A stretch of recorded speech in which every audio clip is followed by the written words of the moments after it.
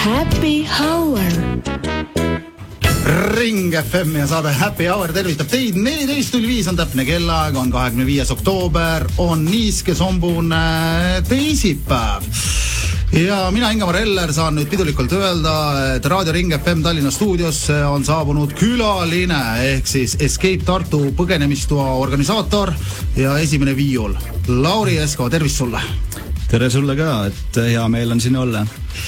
No vot, kuule, kutsusin sind täna sellisel kargel sügispäeval meie stuudiosse, et natuke sa meile räägiksid, mida see Escape Tartu põgenemistuba üldse pakub, mida see tähendab, kus kohas asute ja miks peaks üldse sinna põgenemistuppa hulluma minema?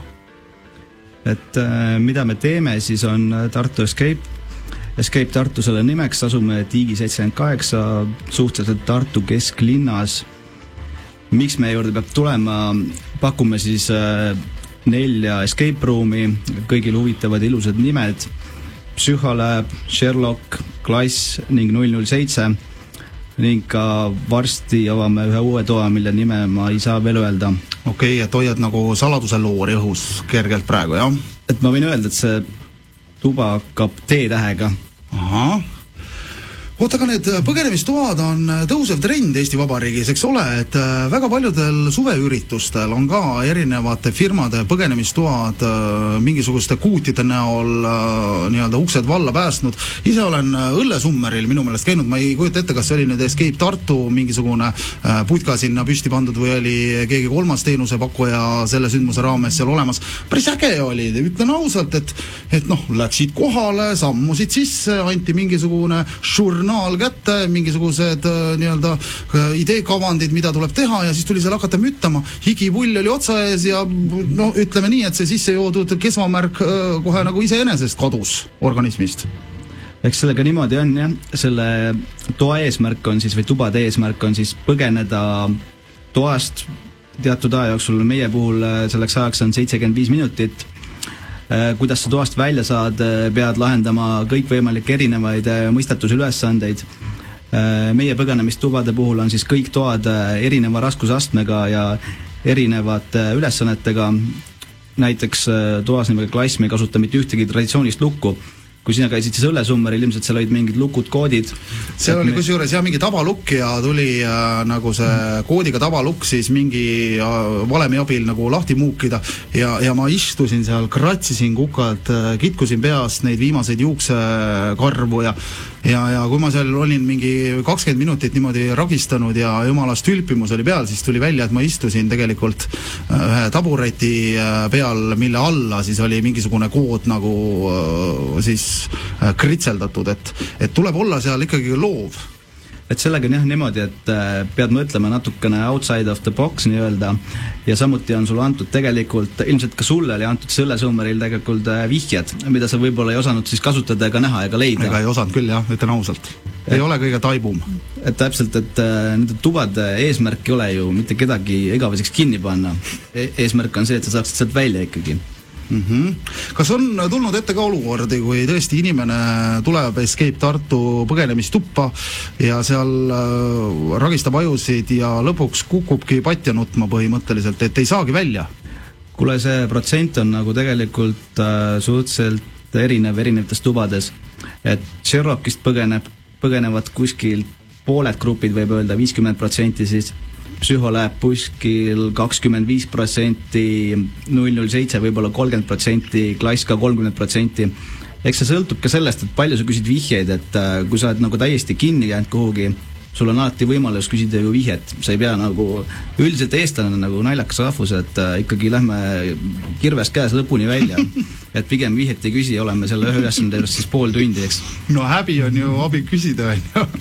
Et tegelikult seal ongi, et igas toas on siuksed, ütleme 3-4 võib-olla 2 isegi, 2 kohta, mis ongi tehtud meelega raskemad. Et sealt on vaja nagu üle saada ja siis nagu see asi läheb ladusalt edasi.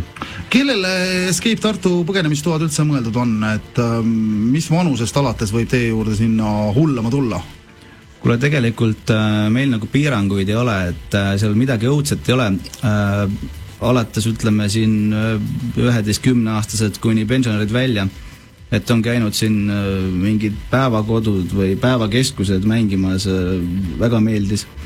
Samuti ka lapsed, miks mitte tulla mängima, et lastele on siis need mängud natukene lihtsustatud ja laste puhul on nagu see, et nemad küsivad lihtsalt vihjida rohkem. Et kui täiskasvanu ikkagi lähme lõpuni ja kannatame veel, aga laps tema nagu ei kannata nii palju, et küsib siis pigem vihjeid. No siin varsti hakatakse planeerima ja tegelikult juba praegu planeeritakse jõuluüritusi, jõulusündmusi, jõulupidusid on ja ma ise ka ju poole kohaga siin ürituste korraldaja ja tegelikult väga raske on ikkagi igal aastal midagi uut inimestele, firma tiimile välja pakkuda, aga tegelikult selline mingi lisaväärtus, et okei, see sült ja kartulisalat võib olla kuskil peoruumis, ansambel võib ka seal nagu olla valmis, aga enne pidu käia ja teha üks vahva selline põgenemisaktsioon näiteks, see lisab toonust ja tõstab nagu selle ürituse väärtust ka ju. Jah, absoluutselt, tegelikult saab ka meil ju pidada pidusi, et oleme võimelised võõrustama korraga kuni 50 inimest. Et selline praktika on meil, ütleme, iga nädalavahetuse näol olemas. Seda me nagu teeme ka, et inimesed tulevad meile, mängivad oma mänge, söövad oma sülti kartulit ja mängivad uuesti, eks. Kas te koha peal pakute ka mingisugust toitlustusvõimalust või tuleb see kartulisalat ise endal karbiga kaasa haarata? Tead, siin on 2 varianti, et kui inimesel huvi, et võtke salat ise kaasa ja sööge koha peal oma toitu, aga samuti olete natuke mugavamad, on võimalik tellida kõike arvates lihtsamatest näkkidest, lõpetades lõunateni välja. Nii et ühesõnaga võib teie juures kogu päeva ja kogu õhtu veeta, et ei pea tegema sükest 75 mintsast seanssi, vaid tullagi näiteks lõunasel ajal juba kohale ja alles, ma ei kujuta ette, varajastel hommikutundidel teie juures nagu siis ära irduda. Ja, et tegevust jagub kindlasti terveks päevaks, et samuti ürituste puhul oleme ka vahepeal näidanud inimestele seal nagu minikino. Oleme pannud ekraani ja vaatate filmi, vahepeal mängite. Et tegevust on kindlasti kõigile, et nagu sellest küsimust ei ole, jah. Okei. Palju see pull maksab? See pull maksab nädala sees enne kella 5:40 € ja nädalavahetused ning peale 5 ajad siis 45. See 40 € ja 45 € on siis per inimene või kuidas nüüd? See on siis grupi kohta, et grupis kuni 5 inimest, et siis inimese kohta ütleme, mis ta on, 8 €, 7 €. Jumalast puhta muidu saadud elamus ju. No eks alati on võimalik rohkem maksta. Okei. No vot, aga kas sa juba mainisid, vist ei maininud, et kaua te olete üldse seal tegutsenud, kui pika traditsiooniga Escape Tartu põgenemistuba seal Tartus siis on külalisi niimoodi, kuidas ma ütlen siis, põgenema aidanud? Kuule, me alustasime 2015 mais, avasime esimese toa, see nimeks oli siis Nukutuba. Seda tuba meil enam ei ole, et selle võtsime maha ja tegime natuke enda ruuma suuremaks. Et 2015 alustud, jah, et Tartus olime siis ühed esimesed, kes alustasid. No aga mis on teie põgenemistoas ja tubades teistmoodi kui võib-olla teiste teenusepakkujate ruumides, et anna nüüd kuuma, tutvusta meile olukorda, et mis teid eristab teistest? Et ma arvan, et meil on just nimelt kõige rohkem valikuvariante, et meie juurest leiab endale sobiva toa nagu iga klient, et tahad lihtsamat tuba, tuled Sherlockis, tahad natuke raskemat, lähed psühholääbi, võib-olla tahad sükst tuba, kus pole lukke, lähed klassi, et 007 sealt leiab igaüks endale kindlasti midagi, mis on nagu võib-olla teistmoodi, et me kasutame natuke rohkem tehnikat, et enam ei ole neid lukke ja koode nii palju, et on ka neid, aga samas on ka sükse tehnilisi vidineid, et näiteks sa pead astuma või istuma kuhugi, mille tagajärjel avaneb mingi uks. Aga mingit sellist aparaati ei ole, mis nagu mõttejõuga avaneb, et mõtled, et nüüd see uks läheb lahti ja ongi luugikene valla. Aga kui ma selle nagu suudan oma peas valmis leiutada ja reaalsusse viia, siis kindlasti hakkab olema, aga hetkel ei ole, jah. Okei, no ühesõnaga arenguruumi on, ütleme ausalt. Et on uued toad, mis tulevad, et klass võetakse nüüd maha ja selle asemel tuleb see T-tähega tuba, siis nagu ma mainisin. Et sinna me paneme kindlasti hästi palju rõhku, paneme kujundusele kui ka siis uudsetele lahendustele, et mida pole varem kasutatud. aga samuti me ei taha nagu pilli lõhka jääda, et me ei hakka nagu jalgratast leiutama, et teeme midagi täiesti enneolematut, et paneme toa liikuma, et sihukest asja Eesti tingimustes paraku ei ole võimalik teha lihtsalt. Okei. Ja ütle palun veel siis see Escape Tartu põgenemistubade tegevusaadress, kuhu tasuks nüüd kohe siis sammud sättida?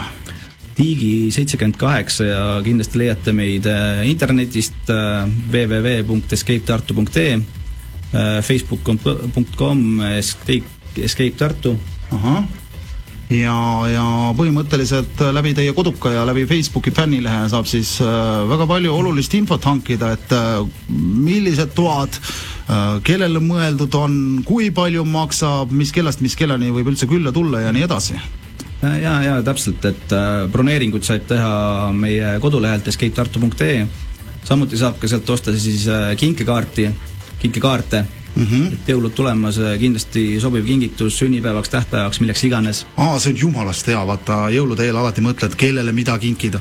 Ostadki sealt, ma ei tea, Pritsmast sokipaari ja pudrunuia ja siis vaadatakse, et puhta loll valmis. Täpselt enamik jõulukinke on ju tegelikult olnud täielik pettumus.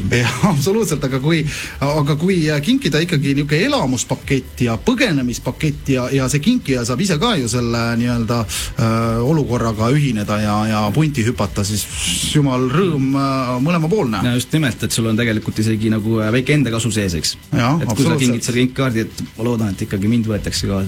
Ja. Kuule, aga väga vahva, et sa leidsid aega, et tänasel päeval meie stuudiosse juttu rääkima tulla. Soovin siis edu Escape Tartu põgenemistubadele, sulle ka, et sa seal ikkagi saaksid selle asja sinna suunda sättida, et tulevikus aina rohkem ja rohkem ikkagi toredaid inimesi teie juurde leiaksid ja enne kui ma sind päästan siit raadiorakmetest, siis küsiks sinu käest ka, et võib-olla mängiksin meie jutuajamise lõpetuseks ette mingisuguse laulu, mis kuidagi selle teemaga ka kergelt öeldes või väikest viisi haakub. Jah, see laul oli meil ennem kokku lepitud, tegelikult kuuled seda ei tea, et see oli Vennaskond ja Põgene. Ja see on üliäge laul, et viide siis Viimse reliikvia filmile ja ansambel Vennaskond nüüd siin. Aitäh, Lauri Esko ja palun. Tuult tiibadesse. Ja, sulle ka edu. Kõike head. Kuumad 90-ndad raadios Ring FM.